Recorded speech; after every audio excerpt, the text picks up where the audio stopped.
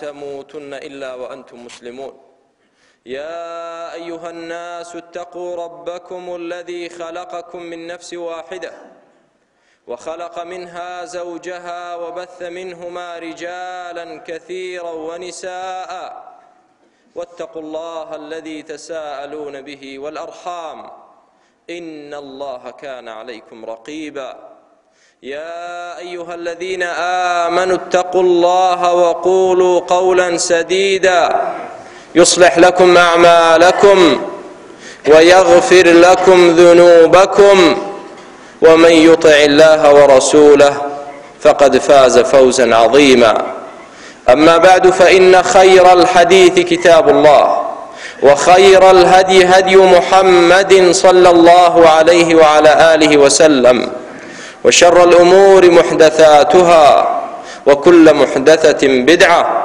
وكل بدعة ضلالة وكل ضلالة في النار وبعد لزنجيري أو كسانيك قمراو سر لشيواون جاء قمرايتي تواو يا لهندي بوار لا ينده واش هزدكن كهداية دراون أمر باسي أو كسانة دكين كفعليان لكراوة أو كساني كبهلا داتشون جا خواي پروردگار بمان پارێزێت هیچمان لەو کەسانە نەبین. دنیا خۆی مسلمانان شوێنی خەڵەتاندنە. وما الحياة الدنيا إلا متاع الغرور. خواي گەورە باسی ژیانی دنیامان بۆ دەکات کە ژیانی دنیا تەنها ڕابواردن و لەززەتێکی فێڵاویە کە کەسێک تێگەیشتوو نەبێ پێی دەخەڵەتێت، دەیخەڵەتێنێت و لە خشتەی دەبات. خوای پەروەردگاریش بانگی هەموو خەڵک دەکات بە مسلمان و بە کافرەوە. يا أيها الناس إن وعد الله حق. أي خەڵچینە دڵنیابن کە وعد و بەڵێنی خوای پەروەردگار حەقە، دێتە جێ. کە باسی بەهەشت و جەهەنەمتان بۆ دەکات دێتە جێ، کە باسی عەذابی قەبر دەکات دێتە جێ. فلا تغرنكم الحياة الدنيا. کەوابوو با دنیا نەتان خەڵەتێنێت. ولا يغرنكم بالله الغرور. وبا شيطاني فێڵبازیش فێڵتان لێ نەکات. فێڵتان لێ نەکات ها دنیایە ئەوەی تر هیچ نییە. هەر وەکو چۆن فێڵی لە ئینسانی کافر کردووە کە خوای پەروەردگار دەفەرمێ ئین الکافرون إلا في غرور. ئینسانی کافر لە غرور و لەسەر لێشێواوی و فێڵی لێکراوە و شەیطان فێڵی لێکردووە بە خۆشی نازانێت. کافر لە غروردایە، کافر لە جێژاودایە و هەستیش بە خۆی ناکات. شەیطانیش وای بۆ ڕازاندۆتەوە. بۆ نمونە دەڵێت النقد خير من النسيئة. پارەیەکی حازر باشترە لە قەرز. ژیانی دنیا حازرە، قیامەت قەرزە. خوا دەزانێت دێت نایەت چێ دەڵێ دەبێت. من حازر بە قەرز نادەم. لە ژیانی دنیا تا بۆم هەیە ڕابوو بوێرم و تا بۆم هەیە چیم حەز لێیە و نەفس و ئارەزوەکانم چی دەوێت تێری بکەم. قیامەت جارێ حازر نییە و لەبەردەست نییە. قیامەت پێغەمبەری خوا عەلەیهی سەڵام دەفەرمێ الجنة أقرب إلى أحدكم من شراك نعله والنار كذلك. بەهەشت لە هەر یەکێک لە ئێوە نزیکترە لە چی؟ لە شراکی نعله، کە بێت و نعلەکەت لە پێ دەکەیت. ئەو توێکڵی سەرەوەی نعلەکەت، ئەو پارچەی سەرەوەی نعلەکەت چەند لە قاچت نزیکە. بەهەشت ئەوەندە لێت نزیکە و جەهەنەمیش ئەوەندە لێت نزیکە. یعنی مردن ئەوەندە لێت نزیکە کە مردیشی دیا بەهەشتی دیا جەهەنەم. دوای مردنیش والله إما جنة عرضها السماوات والأرض. یا بەهەشتێکە فراوانیەتەکەی لە ئەرز و ئاسمان فراوانترە، یا جەهەنەمێکە خوابمان پارێزێ لێی. بەلای ئینسانی عاقڵەوە بەهەشت هەیە و یەقینە و دڵنیان لێی. بەڵام کەسێک کە بێعەقڵ بێت کە تەنها ژیانی دنیا ببینێت قیامەت باوەڕ پێ ناکات و ئەگەر گومانێکیشی هەبێت لە ئاونادا وەکو چۆن خوای پەروەردگار باسییان دەکا قال ما أظن أن تبيد هذه أبدا وما أظن الساعة قائمة ولئن رددت إلى ربي لأجدن خيرا منها منقلبا پێم وانییە ئەو خۆشی و لەزەتەم لەدەست چێت ئەو هەموو ماڵ و سامان و دەسەڵات و ڕابواردنی دنیا بیریشی لێ ناکاتەوە لە دەستی چێ ڕۆژێک لە ڕۆژان وما أظن الساعة قائمة گومانیشم نییە دڵنیا نیم کە ڕۆژی قیامەت هەبێت مادام دڵنیا نیم کە لێپرسینەوە و بەهەشت و جەهەنەم هەیە بۆ من خۆم مەحروم کەم لەو لەزەت و ڕابواردن و خۆشیەی دنیا خۆ ئەگەریش هەبێت وەکو دەڵێن قیامەت هەبێ و بەهەشت و جەهەنەم هەبێ لەئەجیدەنە خەیڕا منها منقەلەبە چۆن لە دنیا ماڵ و سامانم هەیە و من کەسێکی مهم و شایستەی ئەوەم دنیام هەبێ قیامەتیشم دەبێت لەو کانە خەیڕا ما سبقونا إليه ئەگەر ئەوەی ئەو کۆمەڵە دیندارە دەیڵێن ئەگەر خێر بە ئێمە خۆ لەوان عاقڵترین ئێمە لەوان مهمترین ئێمە لەوان پیاوی ناودارترین ئەگەر ئەو دینداریەتی ڕاست بە ئێمە لە پێشەوە دەبووین چۆن من لە دنیا دەسەڵاتم هەیە و پارەم هەیە و من شتێکم ئەگەر ئەو دینداریەتی ڕاست با دەبوو بۆ من بێت نەک بۆ ئەو بێت ئەو کۆمەڵە بێعەقڵە چین ئەو کۆمەڵە فەقیر و لاوازە چین خێر بەدەست ئەوانەوە بێ نەخێر کە قیامەتیش هات چۆن لە دنیا خاوەنی خێرین قیامەتیش هەر ئێمە لە پێشەوە دەبین ئاوا شەیطان فێڵی لە ئینسانی کافر کردووە فێڵی لێ کردووە یا بەهۆی دنیاوە خەڵەتاوە یا شەیطان فێڵی لێ کردووە بەڵام ئەی تۆی مسڵمان نابێ وەکو کابرای کافر بڵێی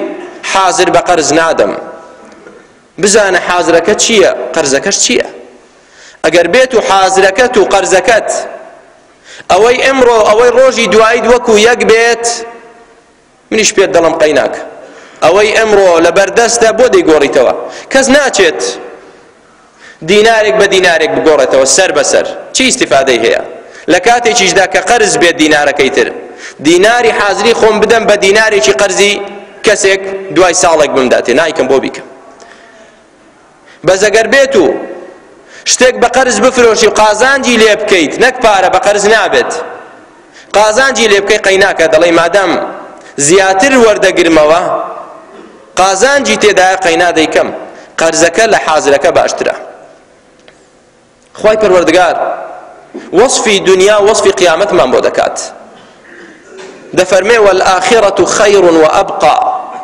ژیانی ئاخیرەت و دنیا خێرترە یەکەم لە ژیانی دنیا نەک وەکو یەک بن خێرترە چ خۆشیەک لە دنیا دەیبینیت لە قیامەت بە پاچی و بە تەواوێتی هەیە زۆر خۆشتر لە دنیا خۆشی دنیا لە ئاستی خۆشی قیامەت و بەهەشت هیچ نییە کەواتە ئەولا خێرترە و صفەتی دووەمیشیان وەئەبقا والآخرة خير وأبقى خوای گەورە دەفەرمێ ئەبقاشە دەمێنێتەوە لەزەتی دنیا نامێنێتەوە بۆ بخەڵەتین بۆ عیبرەت وەرنەگرین بە فرعون فرعونێک کە دەسەڵاتی گەیشتە ئەوەی بڵێ ئەنا ڕەبوکم الأعلا تی من خوای گەورەی ئێوە منم ئایا ئیبلیس ئایا شەیطان وتویەتی من خوای خەڵکم نەوەڵڵا شەیطان خۆی وتی ربي خلقتني من نار وخلقته من طين خوایە تۆ پەروەردگاری منی تۆ منت دروست کردووە لە ئاگر ئادەمیش دروست کردووە لە قوڕ ئاگەریش لە قوڕ بەرزترە و چاکترە کەواتە من ڕازی نیم سوژدەی بۆ ببم نەیوت تۆ خوای من نی نەیوت من خوای خەڵکم فرعون گەیشتە ئەو ڕادەیە بڵێ ئەنا ڕەبوکم الأعلا تی من خوای خەڵکم خوای گەورە چی بە فرعون کرد خوایەتەکەی بۆ هێشت دەسەڵاتەکەی ما تەنها لاشەکەی ماوە ئێستاش لە میسر خوای گەورە هێشتوێتی وەکەذلك ننجيك ببدنك لتكون لمن خلفك آية لاشەکەت دەبێ بهێڵدرێتەوە ئەی فرعون بۆی بۆ هەموو دەسەڵاتدارێکی ستەمکاری زاڵمی لە خۆبایی بوو ببیتە پند و عیبرەت کە بگاتە ئەو دەرەجەیەش کە بڵێ من خوای خەڵکم خەڵکیش تەسلیمی بێت عاقبەتەکەی سەرشۆڕی و زەلیلیە لە بەرامبەر عەظەمەت و گەورەی خوای پەروەردگار بۆ فرعونمان لەبیر چێ بۆ هامانمان لەبیر چێ بۆ قارون خاوەنی ئەو هەموو ماڵ و سامانەی دنیا بوو خوای گەورە لە ناوی برد و ڕۆی برد کاتە بۆ بخەڵەتێن بە دنیا کەسێک بە دنیا بخەڵەتێ مای بێعەقڵیە وابزانی کە بە کەیفی خۆت ئارەزووی خۆت تێرکەی لە دنیادا هیچی لە دوانیە غەڵەتیت لێپرسینەوەی لە دوایە. جا ئینسانی کافر بە هەڵەدا چووە. من و تۆی مسلمان نابێ بە هەڵەدا بچین، دەبێ وا بکەین خوای پەروەردگار داوای لێکردوین لەسەر ڕێگای ڕاست بڕۆین، کەمینی زۆریش هەیە لەولاولا نەکەوینە هیچ کەمینێکەوە. ئیمامی غەزالی ڕەحمەتی خوای گەورەی لێبێ دەفەرمێ ئەو کەسانەی کە لە دنیادا لە مسلمانان تووشی غڕور بوون چوار صنفن. صنفی یەکەم العولەما، زانایان. زانا زۆر جار فێڵی لێ دەکرێت، شەیطان فێڵی لێ دەکا بەخۆشی نازانێ. کۆمەڵی دووەم العباد، خواپەرستان. کۆمەڵی سێم ئەصحاب الئەموال، ماڵدارەکان، خاوەن ماڵەکان، دۆڵەمەندەکان. کۆمەڵی چوارەمیش ئەسوفیە، سۆفیەکان. ئەو چوارە دەفەرمێ زۆر جار شەیطان فێڵیان لێ دەکا بەخۆشیان نازانن. کە باسی زانایان دەکا دەفەرمێ هەندێک زانا هەیە وا دەزانێت علم و شەریعەتی خوا تەنها بریتیە لەوەی کە نەحو بخوێنێ، سەرف بخوێنێ، زانستەکانی عەرەبی بخوێنێت، هەندێک منطق و علم الکەلامی لەگەڵ بخوێنێ، وا دەزانێت تەواو ئەوە لە دینی خوا شارەزا بوو، قبوڵیشی نییە لەمە و دووە هیچ کەسێکی تر بڵێ ئەوە حەڵاڵە ئەوە حەرامە، غەیری ئەوە نەبێت کە خۆی دێڵێ. ئەوە دەفەرمێت غەزالی ڕەحمەتی خوای لێبێ الكشف والتنبيه لمن ابتلي بالغرور من المسلمين. باسی یەکەم کۆمەڵی عولەما دەکات. جا دەڵێن بەداخەوە کەسێک وا بزانێ عالمە، کۆمەڵێک لە علوم بخوێنێ و بەڵام غافڵ بێ لە چەندەها ئاەتی قورئان و حەدیسی پێغەمبەری خوا عەلەیهی سەڵاتو وەسەلام، بە تایبەتیش ئەوەی کە باسی بنەڕەت و ئەساس و بناغەی دینەکەمان دەکا کە تەوحید و شیرکە، کە غافڵیش بۆ قایلیش نەبێ کەس هەڵەکە ڕاستکاتەوە، زویر بێت. ئەوە با بزانە شەیطان فێڵی لێ کردووە. ئەوە یەکەم کۆمەڵ. کۆمەڵی دووەم ئەو کەسێک کە وا دەزانێ علم تەنها علمی فقها، کە زانی دەزنوێژ چۆن هەڵدەگیرێ و نوێژ چۆن دەکرێ و تەلاق چۆن دەکەوێ و چۆن چا دەکرێتەوە و حەڵاڵ و حەرام و بەیع و شیڕا چییە، تەواو ئاگای لە علمی دڵەکان نییە. ئاگای لەوە نییە ئەو دڵە دەبێ پاک بکرێتەوە لە حەسوودی، ئەو دڵە دەبێ پاک بکرێتەوە لە کبر، خۆ بەزلزانان، ئەو دڵە دەبێ پاک بکرێتەوە لەو نەخۆشی عوجب و لە خۆبایی بوون خوابمان پارێزێت. تەنها فقهێکی ظاهری بەبێ ئەوەی ئاگای لە ناو دڵەکان هەبێت. کۆمەڵێکی تر هەر لە زانایان خوابمان پارێزێت و هەموو مامۆستایانی ئاینیش دەفەرمێ ئەو زانایانن کە بە حکمی ئەوەی دەڵێ من خۆم زانای ئاینیم، کەواتە مشکلە نییە من چی بیکەم لە حەڵاڵ و حەرام کێشە نییە، زۆر شت هەیە تاوانیشە دەیکا کێشە نییە. لە ماڵەوەدا سەتەلایت هەیە، شتی ڕوود لێ دەدرێت، بەرنامەی بێشەرعی گۆرانی مۆسیقا قەی ناکە، مادام بۆ خۆی مامۆستای ئاینی بێ قەی ناکات، مشکلە نییە. زۆر شت هەیە بێشەرعی دەکرێت حەڵاڵ و حەرام، مشکلە نییە. تۆ حاڵی تۆ دەفەرمێ وەکو ئەو کەسە وایە، ئەو دکتۆرەی کە بۆ خۆی نەخۆشە بەڵام وەصفی عیلاج بۆ نەخۆشی خەڵک دەکا بەڵام بۆ خۆی بەکاری نایەنێت. بە قسەم کە و بە عەمەلم مەکە. خوای پەروەردگاریش لە قورئانە پیرۆزەکەیدا دەفەرمێ چی؟ قد أفلح من زكاها وقد خاب من دساها. ئەو کەسە سەرفراز و سەرکەوتووە و لە جەهەنەم ڕزگاری دەبێ کە نەفسی خۆی پاک بکاتەوە. نەیفەرموو ئەو کەسە سەرفراز و سەرکەوتووە کە بزانێت دەرونی چۆن پاک دەبێتەوە، بەس زانستی هەبێ دەرون چۆن پاک دەبێتەوە مهم نییە بەکاری دێنەیان نا.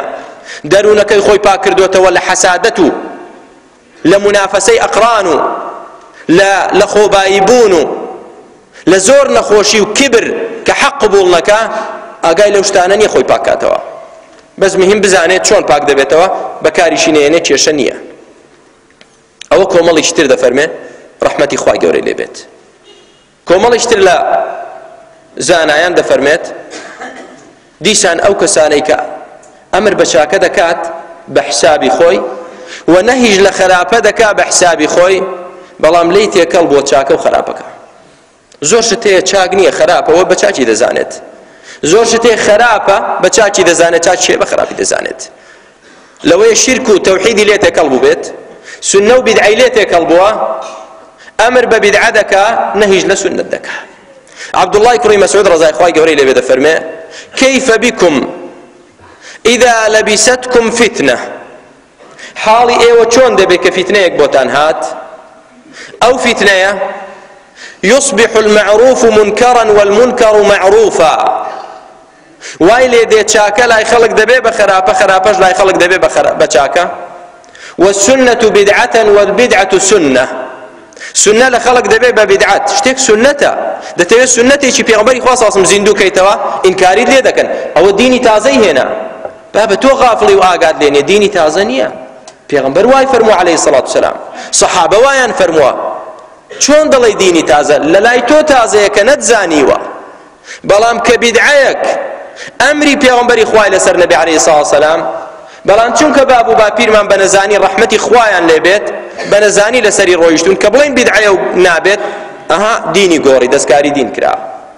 چیەوە دەفەرمێ عەبدوڵڵای کوڕی مەسعود ڕەزای خوای لێبێت سەحابەی پێغەمبەری خوا عەلەیهی سەڵات وسەلام فەرمێ سنت لە خەڵک دەبێتە بیدعە و بیدعە لە خەڵک دەبێتە سنت وإذا غيرت البدعة قالوا غيرت السنة ئەگەر بتەوێت بیدعەیەک گۆڕی دەڵێن ئەها سنەتەکەیان گۆڕی دینیان لە خەڵک تێکدا و سەریان لە خەڵک شێواند ئەو وا دەفەرمێ لە سەردەمی خۆی دەفەرمێ زەمانێک دێ ئاوای لێ دێ فەرموویان ئەی ئەبا عەبدوڕەحمان ئەی عەبدوڵڵای کوڕی مەسعود ئەوە چ زەمانێکە با عەلامەت و نیشانەکانی بزانین فەرمووی ئیذا كثرت خطباؤكم وقلت فقهاؤكم ئەگەر خەتیبتان زۆر بوون بەڵام فەقیه و عالمتان کەم دەبێت زۆر کەس دەتوانێت بچێتە سەر مینبەر و قسە بکات بەڵام ئەساس ئەوەیە قسەکەی بە جوێرەی قورئان و حەدیث بێت دەنا چیرۆک خوێندنەوە زۆر ئاسانە هەر کەسێک دەتوانێت بێتە سەر مینبەر و دووسێ قسە بکات بۆ خەڵک بەڵام گرنگەوەیە ئەو قسەی کە دەکرێت خوا فەرموو بێتی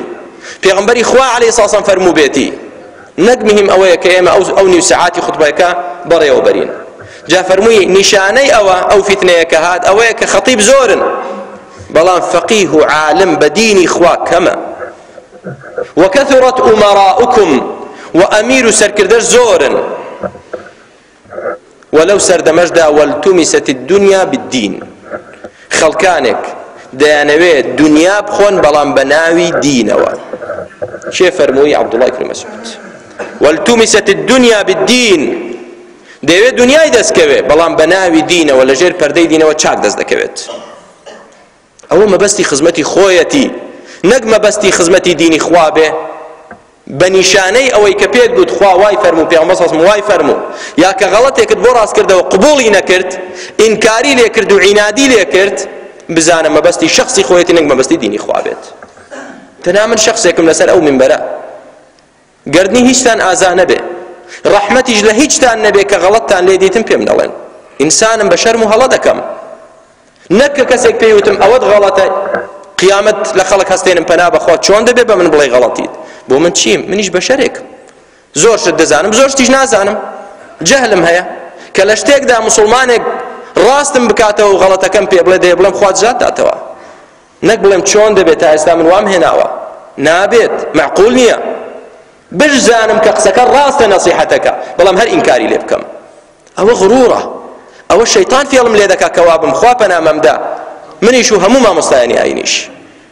کەواتە وریابین براکانم، ئەو فتنەیە تووشمان نەبێت، ئەو فتنەیە کە عەبدوڵڵای کوڕی مەسعود ئیشارەتی پێ کرد، فتنەیە کە حەق و ناحەق لە خەڵک تێکەڵ بێت و قبوڵیش نەبێ ڕاست بکرێتەوە بوترێ ئەوە حەقە و ئەوە ناحەقە.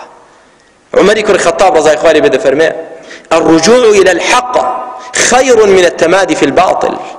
گەڕانەوە بۆ حەق خێرترە لەوەی تۆ بەردەوام بی مصر بی لەسەر ناحەق. بەردەوام مەبە، با من ساڵێک دوو ساڵیش لەسەر شتێک ببووم کە غەڵەت بوو بێ، ئەو ڕۆکە زانیم غەڵەتە، گەڕانەوەم خێرترە و سەربەرزیترە لە دنیاش و لە قیامەتیش لە چی؟ لەوەی کە مصر بم بڵێم ئەگەر وا بڵێم خەڵک گلەیم لێ دەکا، دەڵێ ئەی بۆ دوێنێ وات نەگوت.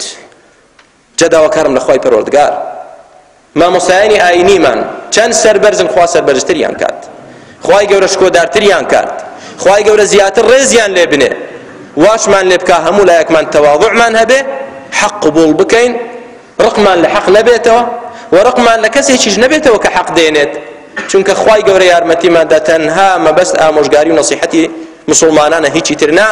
خوا بمان پارێزێلەوەی کە مەبەستمان شکاندنی هیچ کەسێک بێت. مامۆستایانی ئاینی سەروەری هەمومانن و لە سەروی هەمومانەوەن و خاوەنی ڕێزن ڕێزیان لێ بگیرێ. بەڵام ئەوانیش بەشەرن، هەر یەکێک لەوانە خۆشم و ئەوانیش قابلی ئەوەین کە بە هەڵەداچین لە هەندێک مەسەلەدا. کەسێکیش کە نەسیحەتمان کا لەسەر سەر و سەرچاو خوای گەورە لێمان ببورێ و بەهەشتمان بەنسیب کا و تووشی هەڵەیەکی گەورە نەبین کە نەگەڕێینەوە. الحەمدولله.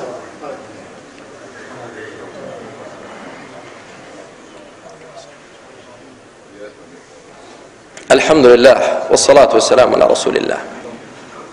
پیغمبری خوا علیه الصلاة والسلام لچن حدیثێک دا عقوبەی ئەو کەسە باز دەکات کە بەناوی دینەوە قسە بکە بەڵام حاڵەتی بەو شێوەیە نەبێت کە خوا دەیەوێت. حەدیثی یەکەم ثەوبان ڕزای خوای گەورەی لێبێ کە لەگەڵ پێغەمبەری خوا بوو دائیمەن عەلەیهی الصلاة والسلام. فەرمێ پێغەمبەری خوا عەلەیهی الصلاة والسلام فەرمووی کەم حەدیثە بۆ من و مامۆستایانی ئاین و ئێوە شار هەمووتان. دەفەرمێ پێغەمبەری خوا عەلەیهی الصلاة والسلام فەرمووی لأعلمن أقواما يوم القيامة لهم حسنات كجبال تهامة بيضا يجعلها الله هباء منثورا. قومك دناسم پیغمبر خدا صلی الله فرمایله امتکم ڕۆژی قیامەت خێر و حەسەنات و چاکەیان بەقەدەر چێوی تیهامەیە. چێوەکانی تیهامە کە لە یەمەنە ئەوەندە حەسەناتیان زۆرە و قورس و گەورەیە. بەڵام خوای پەروەردگار یەجعلها هەباء منثورا. خوای گەورە هەمووی بەبا دەکات و هیچی کەڵکی نامێنێت. ثوبان فەرمووی یا رسول الله صفهم لنا جلهم لنا ألا نكون منهم ونحن لا نعلم. ئەی پێغەمبەری خواستم بۆمان باس کە چێن ئەوانە نەکا ئێمە لەوان بین و خۆشمان هەست بە خۆمان نەکەین. پێغەمبەر عەلەیهی الصلاة والسلام فەرمووی ئەما إنهم من جلدتكم ويأخذون من الليل كما تأخذون. ئەوان لە ئێوەن و شەو نوێژیش دەکەن ولكنهم إذا خلوا بمحارم الله انتهكوها. بەڵام ئەو کەسانن کە حەڕامیان بۆ هەڵکەوت جەبی نادات، لێی باز نادات، خۆی لێ نەپارێزێت. ظاهری هیچ مشکلەی نییە، ظاهری مسلمانێکی باشە، شتی حەرام واز لێ دێنێ، شتی چاکە دەکات، لە خوا ترسی پێوە دیارە. بەڵام خوا نەکا بەنهێنی و پەنهانی کە کەس نەزانێ حەرامێکی لێ هەڵکەوێت. ئینتەهەکەها خۆی توش دەکات و دەچێتە ناو ئەو تاوانە گەورەوە بۆ دڵە کەس ئاگای لێ نییە، خەڵک نامبینێ، چونکە شەرم لە خەڵک دەکات نەک لە خوا بترسێت. ئەوانە ظاهری کردەوە و حەسەناتی زۆریان هەیە، بەڵام خوای پێغەمبەری خوا ئەسڵەم فەرمووی فەیەجعلها الله هەباء منثورا. چۆن بایەک کە دێت کایەک دەبات و بەبای دەکات هیچی نامێنێت ئاوای لێ دێت. خوا بمان پارێزێت. هەر یەکێک لە ئێمە دەبێ ئەو حەدیسەی دائیمەن لەبیر بێت بۆ ئەوەی ئەو سیفەتە تێدا دروست بێت کە لە خوا بترسید لە پەنهانی، نەک تەنها ظاهری لە ناو خەڵک لە خوا ترس بیت. ئەگەر بە تەنها بوویت ئەو کاتە لە خوا ترسی مهمە. ئەگەر بە تەنها لە ماڵەوە دانیشتیت لە خوا بترسە، نەچیت بەرامبەر سەتەلایتێکی شەیطان سەیریشتی خراپ کەی بڵێ کەس نامبینێت. خوای گەورە دەتبینێت، خوای گەورە دەینووسێت ئاگادار بە لەوە ناترسی لەو لەحظەیەدا خوای گەورە ڕوحەکەت بچێشێت.